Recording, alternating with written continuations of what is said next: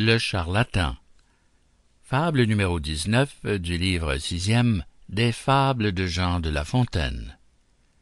Un enregistrement de Jean Lambert pour LibriVox.org. Le charlatan. Le monde n'a jamais manqué de charlatans. Cette science, de tout temps, fut en professeurs très fertile.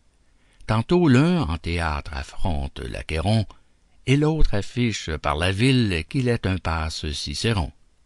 Un des derniers se vantait d'être en éloquence si grand maître qu'il rendrait d'Isère un badaud, un manant, un rustre, un lourdeau. Oui, messieurs, un lourdeau, un animal, un âne. Que l'on m'amène un âne renforcé, je le rendrai maître passé, et veux qu'il porte la soutane. Le prince sut la chose. Il manda le rhéteur.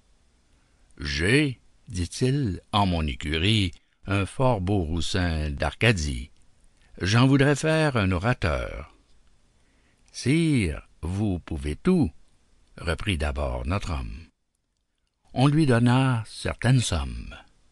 Il devait, au bout de 10 ans, mettre son âne sur les bancs. Sinon, il consentait d'être en place publique, guindé la hare au col, étranglé court et net, ayant au dos sa rhétorique et les oreilles d'un baudet.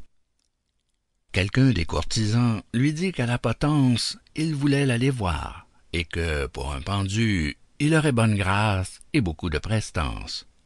Surtout qu'il se souvint de faire à l'assistance un discours où son art fut au long étendu. Un discours pathétique et dont le formulaire servit à certains Cicérons, vulgairement nommés larrons. L'autre reprit. Avant l'affaire, le roi, l'âne ou moi, nous mourrons. Il avait raison. C'est folie de compter sur 10 ans de vie. Soyons bien buvants, bien mangeants. Nous devons à la mort de 3, l'un en 10 ans.